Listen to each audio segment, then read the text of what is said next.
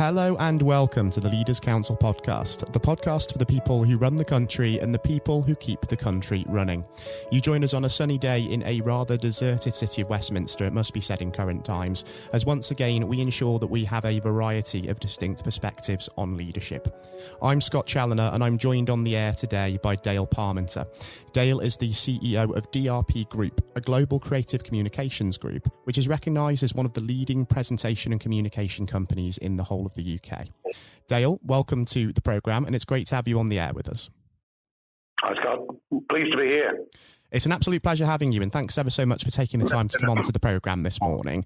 Now, Dale, as I say there, the purpose of this podcast is to gather together a variety of distinct perspectives on leadership. So first and foremost, what I'd like to understand is what that word leader actually means to you.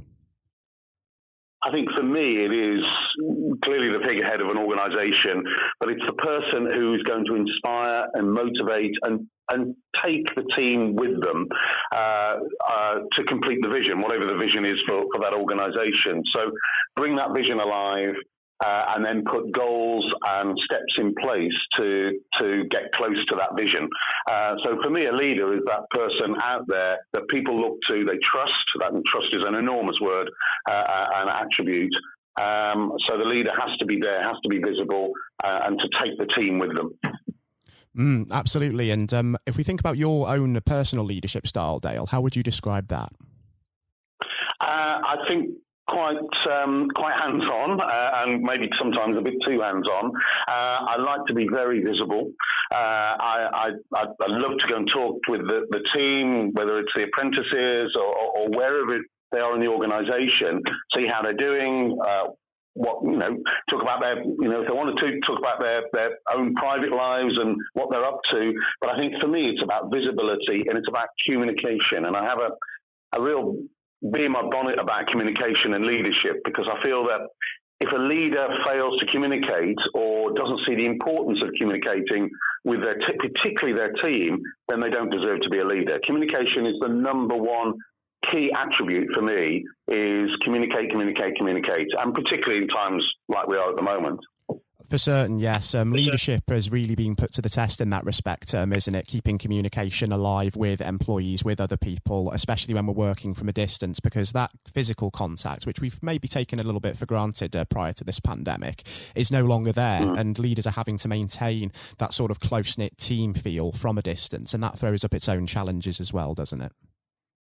Absolutely. I mean, we as soon as lockdown started, we knew we had to change the way we communicated with our team, from not just myself, but all the leaders in the organisation. So, I mean, we're fortunate we got quite a strong infrastructure, digital infrastructure, using Teams and Office 365. So we had that infrastructure to be able to communicate with our 350 people who are now all at home, or pretty much all of them are at home. So we instigated a virtual process where we communicate with the teams, the whole team, twice a week. So on a Tuesday, it's a serious team update. We, tell it like it is. This is where we are. This is how we're doing. These are any threats. These are any opportunities. And the theme has constantly been about protection of the team and their resources, and looking for those opportunities that are coming out of the crisis. The second broadcast, which goes out on a Friday, is much more of a fun broadcast. So we have virtual drinks on a Friday, the whole team getting together. We have quizzes, game shows. Last week was a bank holiday special that we did from outdoors, and some stupid games. We had people joining us as well from the team. So that's just as important as the serious stuff as well. So it is communication, and using the new technologies around. And then the smaller teams, right down to the teams of 5 or 6, they're encouraged to really communicate on a daily basis with each other using the technology. And actually, we've seen brilliant examples of collaboration that we actually didn't see when they were face-to-face. So, we've got to look at the positives out of every crisis. And for me, communication has been a massive positive, that we've really ramped that up, and the team have felt really communicated with and really in touch and still part of that team, even though they're not in the same building anymore. It's an interesting point that you make there, that there are positives to come out of this, because it's often said, isn't it, that times of adversity like the COVID crisis that we're going through at the moment does bring out the best in people. And it seems as if your team has really mucked in and got the job done without many complaints. Do you think, Dale, that going through times of crisis, experience of difficulties like this can really help develop people, not just employees, but also as leaders as well? Absolutely. I mean, I'm not sure I can say I'm fortunate enough, but I've been around a bit, and I've been through several recessions and downturns. The big one for us, which compares a little bit to where we are now, was 9/11. I mean, that tragic day, it just wiped out so much out of our industry, particularly on the event side of the industry. Nobody wanted to travel, so a similar situation. So I've seen several of these downturns before, and these crises before. So you do learn as a leader, and history tells us a lot, and we should learn from that history of what to do. And number one is people. Look after your people. Communicate with your people. Don't flower anything up. Be honest and open with them. Whether it's good news or bad news, they need to know. And look after cash. And those are the two most important things. After that, everything else is fairly irrelevant and will fall into place behind it. Profits out the window, shareholders out the window, boards out the window, all that stuff. It's about people and it's about cash. And as a leader, that's something I've learned over the years. And if you look after those two elements, everything else tends to fall in place. And we've talked there about the importance of experience in your career, Dale, in navigating through those particular crises. Experience is, of course, a great teacher in and of itself, but are there any examples of people who you've worked with or perhaps even looked up to that have been an influence on you throughout your career, would you say? Yeah, and absolutely. And I read a lot of books about great leaders and mentors. Someone I've worked with over the years that used to be the CEO of Sainsbury's, Justin King. I think it's a brilliant way that he could lead his people. He had 150,000 employees there, and he was very visual, even though the great demands of being a nationwide organisation, remote organisation as well. But he led that organisation to greatness. And Richard Branson, I think a lot of people would say there as well. And a lot of people have got, a lot in common. And the commonality is that being great communicators. And that's the key, being great communicators and having a lot of empathy with people and understanding what it's like from the other side. So seeing people from their point of view, but also having that ability to make tough decisions, which we also have to make as well, which is, is the hard part of the job, but we have to do it. I think that's absolutely right, that final point there. People tend to underestimate the difficulties of being a leader, I think. It comes with an awful amount of pressure and an awful amount of difficulty when you have to make key decisions. And that's also been heightened at times like this as well, where there are a lot of people who are quite worried about the uncertainty of COVID-19. They're looking at the leader for answers in that regard. And because of all of the uncertainty, the leader themselves may not necessarily know too much more than the people who are asking the questions. And that also is a real challenge for leaders today, isn't it? Oh, absolutely. And we're seeing the news the same time as everybody else. So trying to work our way through it, understand it, what does that mean for our organisation? But again, I would always say to the team, if I don't know, if I don't understand something, I'm sort of as uncertain as they are, then admit that. Don't try and blag your way through it, because the team will see that. So you have to be open and honest and say, look, I haven't got the answer, or I made the wrong decision there, or whatever it is, but we will put this right. We will find that information and we will bring clarity to you as soon as we can. And I think what the team want is some certainty that someone is looking out for them. You are trying to get that information. You are trying to put a plan together. So even if there's nothing to communicate, still communicate. That's the absolute key. Transparency is key there, as you say. And I think if you do demonstrate as a leader, as you mentioned there, that you are looking out for the people around you, it's far easier to take people with you in that sense. And that's an important part of leadership, as we've already discussed today also. Absolutely. And I think an example was, Sunday night with the announcement for the Prime Minister, which, I get where he was coming from. Some of the stuff, brilliant, that's good. And then he said that one word that I certainly choked on my tea that evening was tomorrow. We're not ready for tomorrow. Where's that come from? And as a leader, you have to respond really quickly. So I had a board meeting that evening, a quick call round to say how we're going to respond to this, and then straight out to the team Sunday night. We normally ban sort of communications on a weekend, but I felt this was important. But to deal with that, because all of a sudden the team was starting to email their leaders to say, what's going on? We're uncertain. Are we supposed to come into work? What's happening? So we squashed that immediately, straight away, Sunday night, into everybody. No, stay at home. We're sticking to our plan, and we will be in touch with you Monday morning with more information. So it's that responding very quickly, else things will just escalate. And I use the example of, if you're in an airport or a train station and there's a problem, a delay, if there's no information, what does everybody start to do? They think the worst. They start to assume.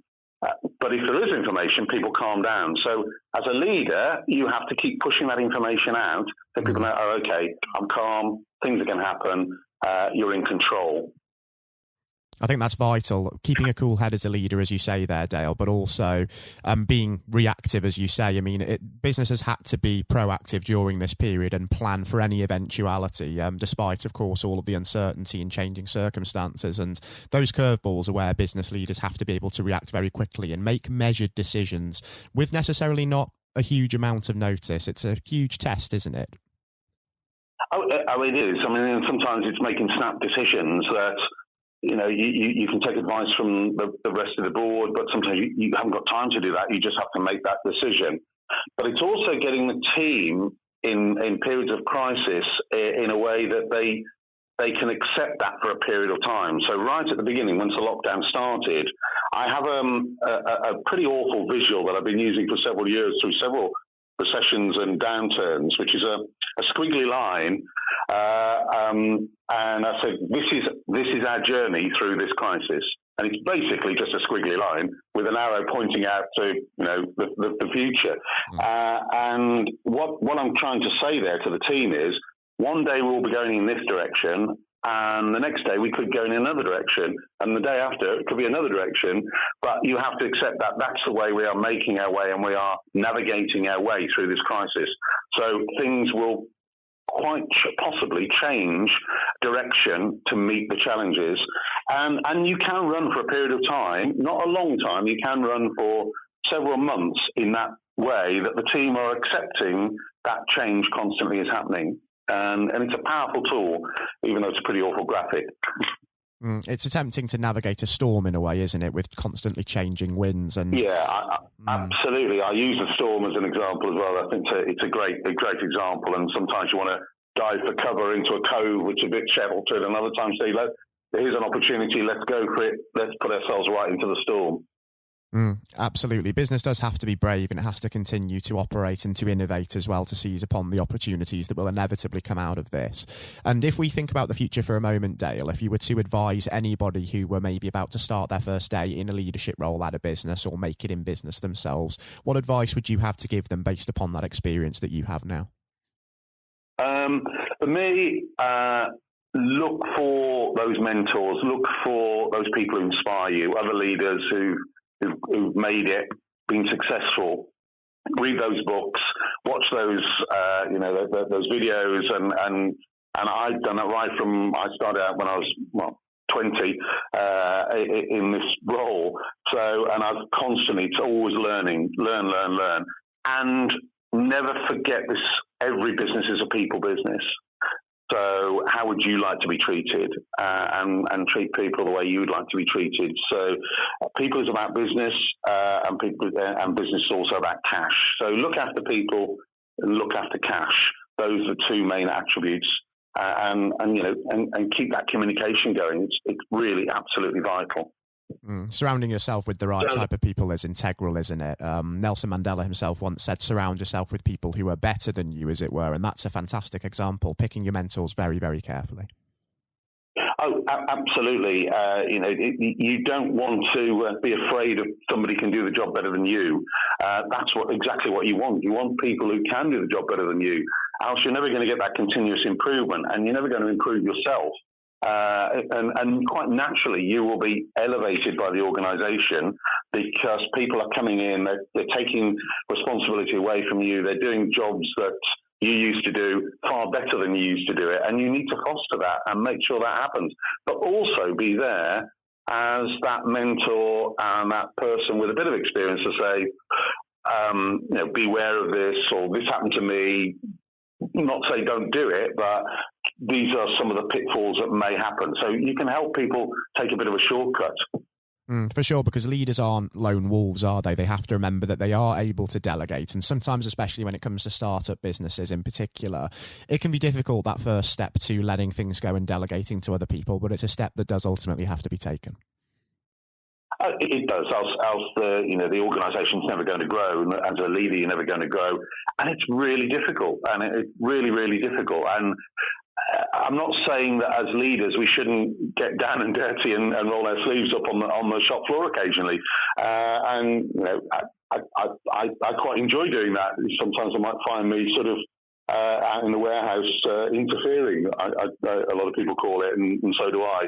But sometimes you want a break. You're just going to go and work with the guys and have a chat with them, have a coffee with them, and there's no harm in that. And I think it's great to be visible and to go and help out, and particularly in times of crisis as well. As the leader may think, look, I'm going to roll my sleeves up, I'm going to come down there and work with you. But you don't stay there very long. You need to be back with that helicopter view of the organisation.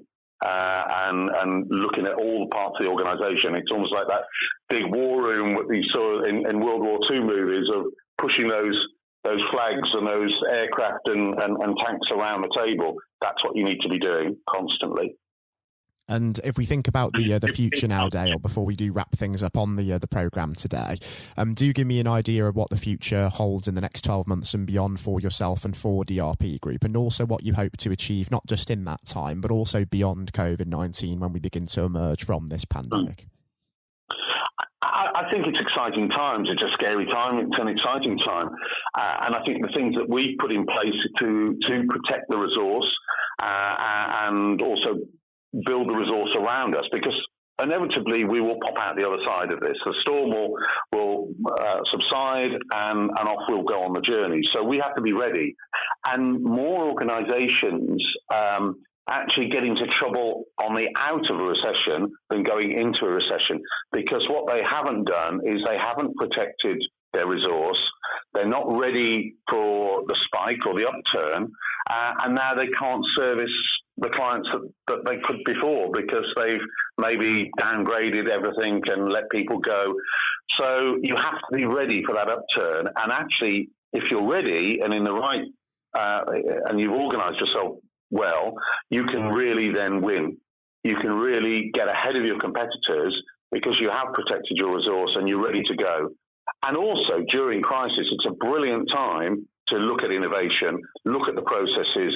What doesn't work anymore? What do we get rid of? What do we put in place? So that being ready for the uplift is really important. And then beyond that point, we have a strategy. We put the strategy on hold this year. We're all happy with that. If we can break even, we'll be happy with breaking even. So it's a year that we'll box in a drawer and say, okay, 2020, let's forget. But now let's get back on that trajectory. And we're looking at some big growth, probably some acquisitions, and a lot of organic growth over the next 3 to 4 years.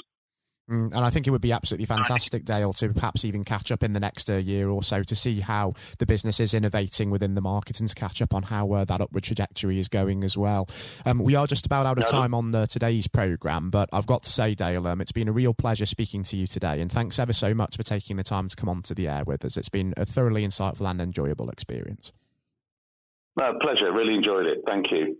Thanks ever so much, Dale, and do take care and do stay safe with everything still going on as well. And you. Take care. That was Dale Parmenter, the CEO of DRP Group. Coming up next on the programme today, I'll be handing over to Matthew O'Neill for his exclusive interview with Lord Blunkett. Lord Blunkett is an active member of the House of Lords, a former Labour MP and Secretary of State, and the chairman of the Leaders' Council of Great Britain and Northern Ireland.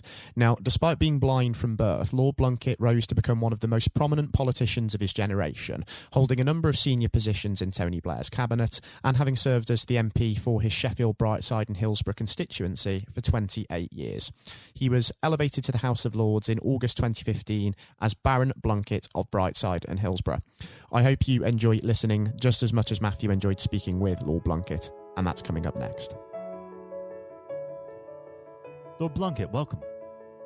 Thank you very much. It's very good to be with you.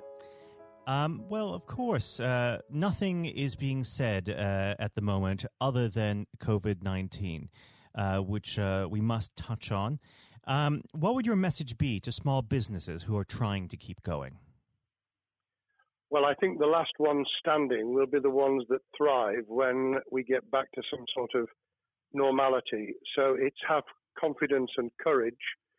Obviously take advantage as far as you can of the government help. I think that Rishi Sunak, the Chancellor, has gone about as far as you could have expected in the circumstances. There are obviously small businesses that fall between the cracks. Those who don't have defined premises can't benefit from the business rate waiver, have not really been able to demonstrate that they can adhere to the PAYE for furloughing staff, and of course whether they can receive the grant, 10,000 or 25,000. All of those who can are obviously able at least to benefit from that for the time being and look to the future. But I think the second thing to say, and they don't need me to tell them this as a politician who did once do a business studies qualification, which is that it will be a different world, and being able to think about how that world will look in a year's time and be creative about it and learn from not just what's happening to you at this moment in time, but to others around you and the sector that you're working in, that will be really important. Do you feel that the long-term effects of the COVID-19 outbreak will in some ways be positive for British industry? Well, only in the sense that people are having to be creative, they're having to adjust and innovate. Therefore, they're thinking about more productive, if you like, greater productivity ways of delivering the same service or delivering the same products. And in that sense, I think we'll have temporarily at least very much higher unemployment than we've become used to, but we'll probably have a burst of productivity, which will help with the recovery. Whether it will help with the inequity of the way in which our economy is imbalanced, both between services and productivity and the production of goods and services, I'm not sure. What we will need to try and do is to ensure that the geographic imbalance that exists is, as far as humanly possible, is dealt with by both the entrepreneurship and innovation from the bottom up and targeted government help, which will still be needed. And we are now in the throes of the kind of borrowing that we saw back in 2008 to save the banking and economic system. We're having to do that to save the whole of our productive business and commerce, and I think that will have to be sustained for some time. Do you feel that people will take a second look at global supply chains in the wake of this outbreak? I think there's going to be much more creative ways of using local supply and linking up inside sectors much more effectively. And I hope that the Leaders' Council will be able to play a part in that, in the sense that people who have something in common, a synergy in terms of what they're delivering, whether it's a service or whether it's manufacturing or whatever, will be able to see that there's a good outcome from knowing the sector better, linking with people, not just geographically, locally, but those in this country who may not have been on the radar in terms of what they produced for the supply chain. And of course, ensuring, because there's quite a lot of fraud going on as we speak with people getting into cyber attacks, that they'll also take account of going into the cybersecurity side effectively as well. The more we are online, the more people who are working from home, the more vulnerable those businesses and their supply chain become. And that's something to think about as well. How important is strong leadership at the moment? Well, I actually think that it's brought to the fore leadership in a whole range of areas, from obviously government itself, and there's been ups and downs with the Prime Minister's severe illness, but all the way through the public and private sector. People have, to use the jargon, stepped up, and they've shown local, regional, national level the kind of leadership that Britain historically was very good at. Regrettably, we've not seen the same on the international scene for all kinds of reasons, but maybe we will in future. So I think out of this will come experience of people who have seen an opportunity to do good, as well as seen an opportunity to provide a good service or goods, including, for instance, shortages for the health and social care system, the food chain and the like, but also I think in terms of seeing the synergy between the private and the voluntary sector and using people's commitment to each other in a very positive way. I'm not sentimental about this. Things will revert. But actually, I think there's a kind of moment of moral judgment of people feeling that they've got a role to play outside the immediate survival that they're engaged in. And if we can hang on to a little bit of that social responsibility, that will be a very positive outcome. Absolutely. Now, what's your broad view of how the government is responding to this? Are you broadly supportive of their measures? Well, it may surprise people to hear that I have been very supportive. Of course, there's been legitimate criticisms about the speed of response on protective equipment and on issues relating to testing. But my own view is very similar to the challenge that was made to the Prime Minister of Italy when people said, why didn't you close Italy down faster?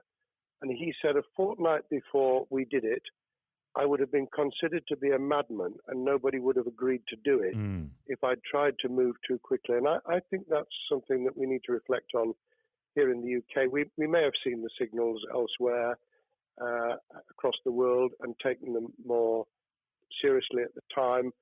Hindsight is a wonderful thing, but as someone who's had his life in the opposite political party to the present government, I think that with some hiccups and mistakes, they've not done a bad job in what has been incredibly difficult circumstances.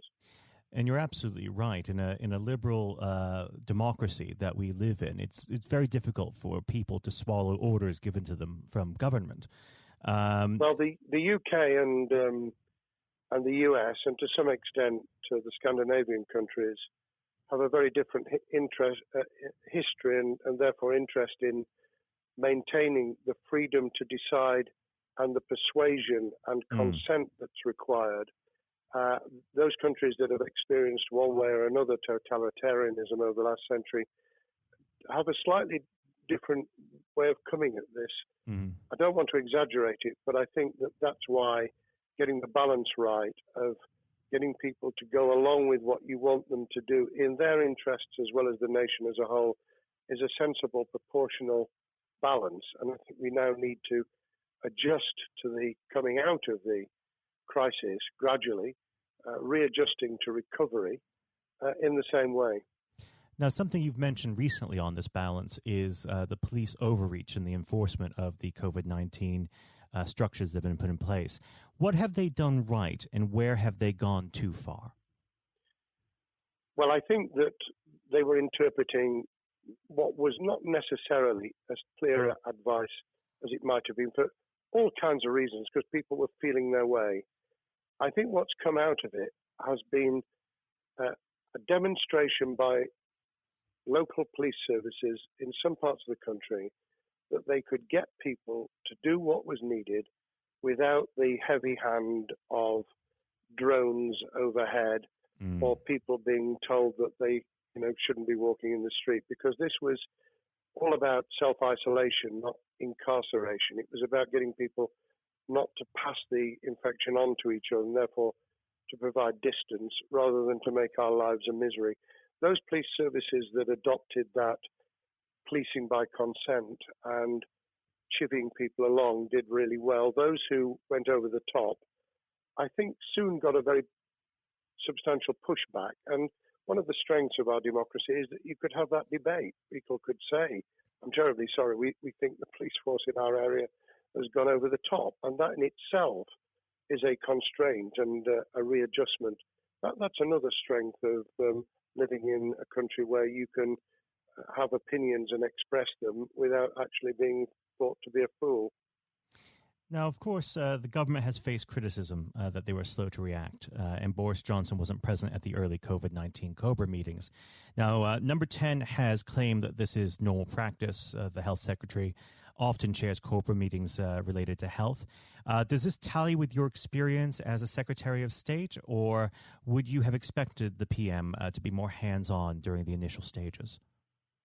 I think different prime ministers do have a very different style. And Boris's style, which I think will now be considerably adjusted, was very swashbuckling. In some senses, delegating is a good thing, as every leader of every business or public service knows. Those who try to pull too much into themselves end up with a massive bottleneck, great failure of trust, and the inability of people to show what they're worth and to demonstrate their capability. So I'd be very wary of jumping in and saying he was wrong to delegate the essential COBRA meetings. What I was surprised about was that he didn't chair the first couple, because my experience with Tony Blair for the 8 years I was in cabinet was that Tony was a great delegator, but he would get a grip to begin with, watch what the difficulties were, and then give people direction and confidence to be able to get on with it. So looking back, I think Boris himself probably thinks, God, I wish I'd spotted the signals from elsewhere in the world more rapidly, and I'd just been there. However, this also raises another issue. All of us in positions of leadership need good teams around us. I think after this is over, he will be assessing those who really did step up and those who demonstrated their inadequacy. I think we'll probably end up in a year's time with a much stronger cabinet than we have today. Well, absolutely. And of course, we've seen a significant drop in the visibility of certain special advisors like Dominic Cummings during this entire period. So it'd be interesting to see how that pans out. It's certainly readjusted the role of those behind the scenes with those who should be taking the decisions, having received advice. Obviously, there's been a complete transformation in the profile of experts, if I might use that term, who'd previously been denigrated. Scientists, medics, people with behavioral science understanding. My only criticism was, were we getting wide enough advice? Were we narrowing it too much to a couple of key centres in London? But that's because I've always been adverse to everything being London-centric. I think there's great expertise, wisdom, experience out in the sticks, and we should use it. Rightly so. Now, was pandemic planning part of your time as a minister, particularly perhaps when you were Home Secretary? Well, it was, but it was on the back of risk arising out of counter-terrorism measures. Right. I was the Home Secretary for 3 months when the attack took place in September 2001 on the World Trade Center and beyond. We did an enormous amount of scenario planning, both desktop and real. On the back of that, it was very heavily orientated to future developing terrorism risk. I certainly got involved with talking about pandemics. I remember being at a seminar in Edinburgh where the university there had done a lot of work itself on the issue of pandemics. And of course, we saw SARS and other things emerging.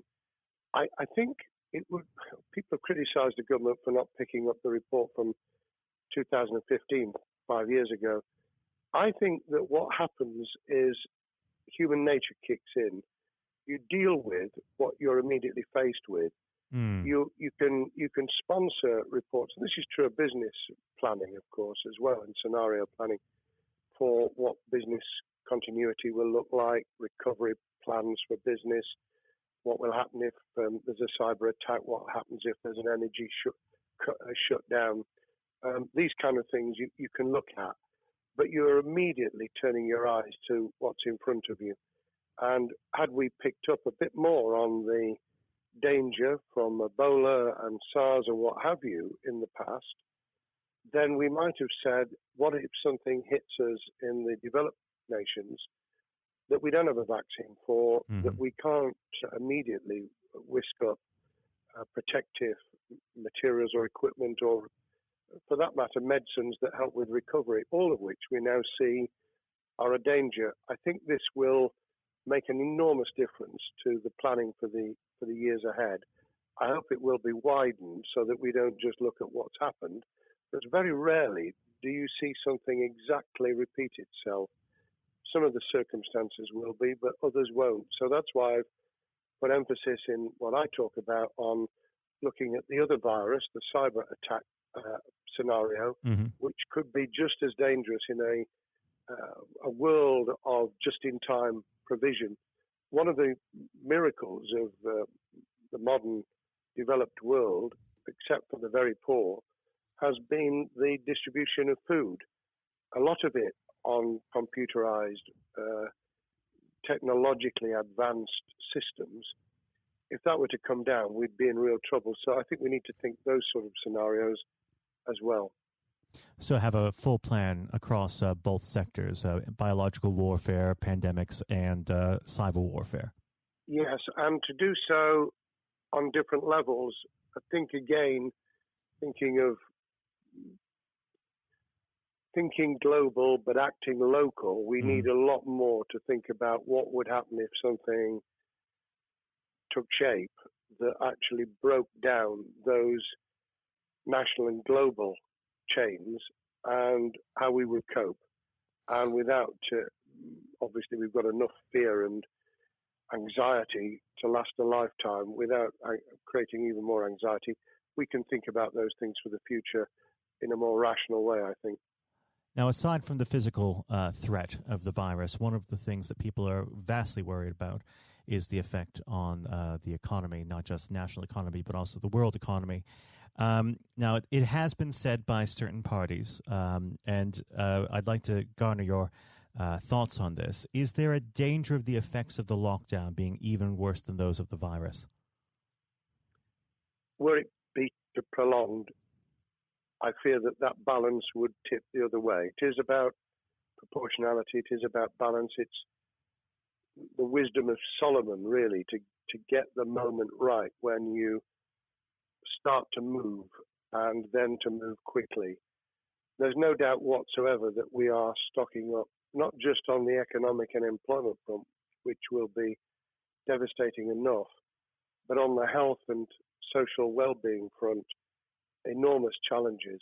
And they will need careful handling because there's a lot of people whose lives, for a variety of reasons, are at risk in the future on a scale that we've been dealing with over the immediate handling of the pandemic, concentrating really hard on those affected by COVID-19, those sadly who have died or been seriously incapacitated. That will roll over into the economic, the social, the mental health and cultural well-being of the nation, and that will need all of us to pull together as well. Absolutely. Now, do you believe the government's doing enough for business? I think that the speed of reaction once the scale of the pandemic was clear was very good. I've praised Rishi Sunak for his action. Remember, a chancellor who only just come into office was planning to deliver the budget in the middle of March and has had at least three equivalent budgets since.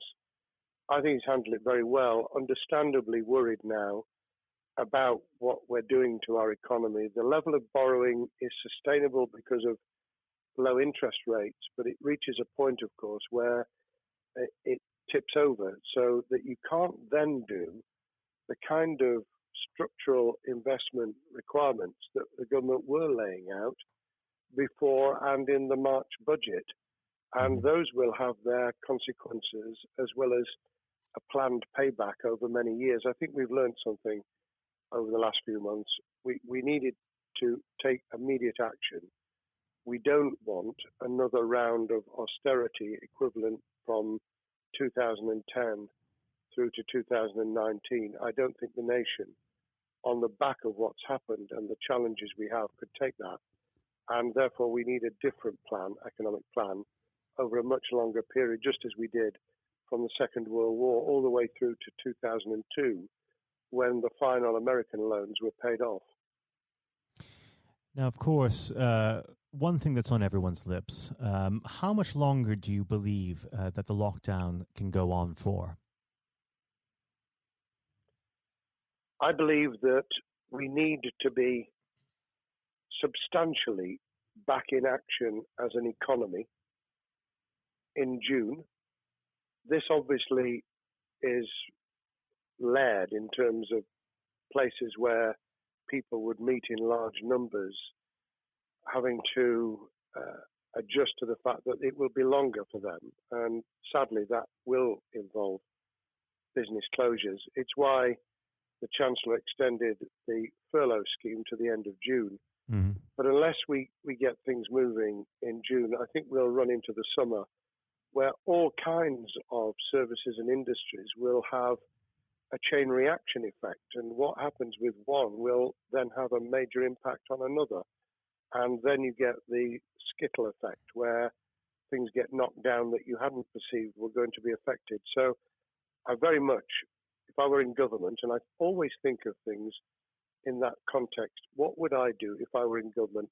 I would be on the side from the second week in May, on the side of the hawks in terms of saying we've got to start moving, and we've got to do so with the collaboration and cooperation of the public who have got the message, who did behave, who responded magnificently. Let's try and get back, perhaps, doing things differently for a time, but substantially getting back to business as usual. And unless we do that, then those areas that can't and wouldn't expect to be back in action immediately get pushed further into the middle of the year and the autumn, and then they become unsustainable. Now, of course, one of the other major developments we've had recently are the changes in the Labour Party. So if we could just speak on the Labour Party for a while. This might sound like an obvious question, but how does Sir Keir differ from Mr. Corbyn? Well, I'm biased because I believe the Labour Party has come out of 4.5 years of a black hole of a nightmare, where it neither represented a credible opposition nor an electable government. And the combination was to let those who supported the Labour Party and needed some of its policies let them down very badly. Sir Keir Starmer both is a highly intelligent, professional lawyer who, as Director of Public Prosecutions, led the service well, had to take difficult decisions at a time of austerity, understands the world beyond Labour members, but has been able to do business with those who originally supported Jeremy Corbyn and was able to command support from them. His creation of a balanced shadow ministerial team has been very encouraging. I supported Lisa Nandy, who he's made shadow foreign secretary, because I thought she understood the north of England and the disaffected former Labour voters. But I believe that Sir Keir has taken on board those who have something really sensible to offer. And I believe he will be both a great leader of the opposition. More importantly, he will then present himself as a credible alternative prime minister. And all governments need an alternative government at their shoulder. It was true of us from 97, and it took the Conservatives some time to recover and to get to that position, but they did, and the Labour Party will, and that's crucial for our democracy. All of us need to understand and appreciate that a living, breathing, functioning democracy requires a credible, confident, and in many ways supportable opposition, as well as a government that we clearly want to do well, because none of us want, as we didn't with the COVID crisis, none of us want the government to fail. We want to see our economy recover. We want our social well-being to be taken into account. We want to overcome deep-seated inequality and poverty, and we want to do it with enterprise and entrepreneurship and business playing their role. And that is about leadership nationally, locally, in the private and the public sector, people with ideas, with confidence, with the ability to pull teams around them, above all, to have some idea of what it is they want to achieve and a very good idea as to how to achieve it. Now, of course, one of the biggest problems Secure is facing will be tackling the party's anti-Semitism problem. There has been a recent internal report that has been quite damning. What's your response to that report, and what does Secure need to do in response? Well, there are two reports. One which is being produced by the Equality and Human Rights Commission, which he will, and has already indicated, will implement in full.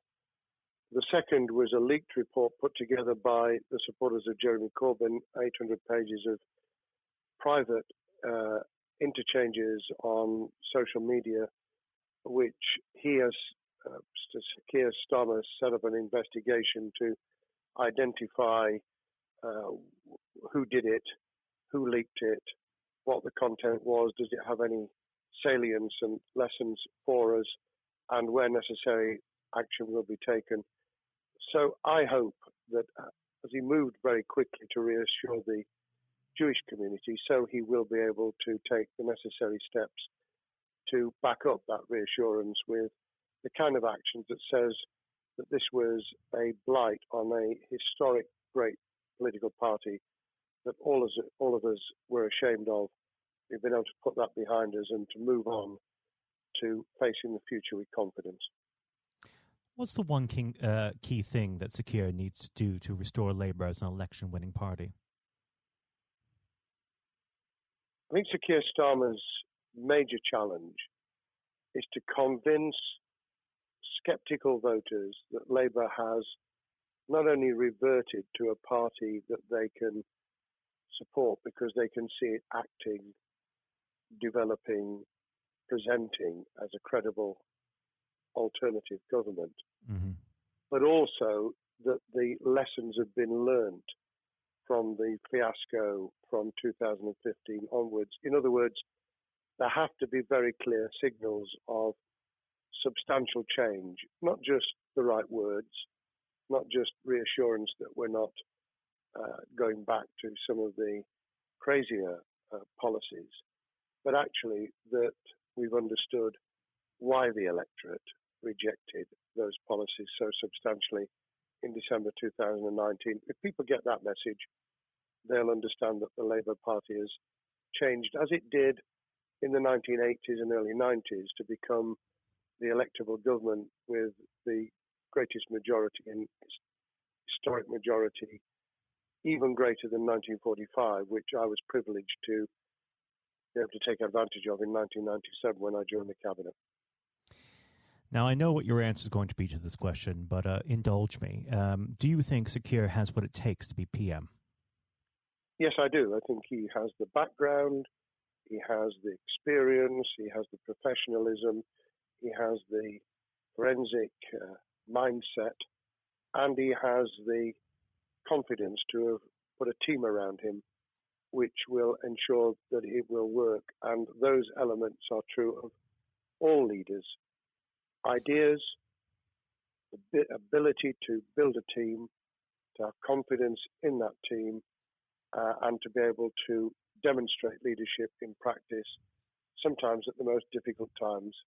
And the Leaders' Council, those sharing their thoughts with the kind of thing that we're doing now with a podcast, but also joining us in linking up in that network of people who can support and help each other and learn from each other. That is what needs to be done in politics as it needs to be done in business. Thank you very much indeed, Matthew. Well, thank you for coming on the program. It's been an absolute pleasure, and I look forward to speaking with you again. Thank you very much, and good luck to all those listening in what has been a nightmare scenario. Good luck for the future. Have courage, have confidence, and yes, listen to those who know more about business than I ever will. Thank you, Lord Plunkett. Thank you. This has been the Leaders' Council podcast. Thank you for celebrating excellence in leadership with us. I've been your host, Scott Challoner. Until next time, goodbye. Thank you for listening to our podcast. The views expressed within the podcast do not reflect the views of the Leaders' Council of Great Britain and Northern Ireland, its parent company or subsidiaries, members of staff, or other guests of any other person therein associated.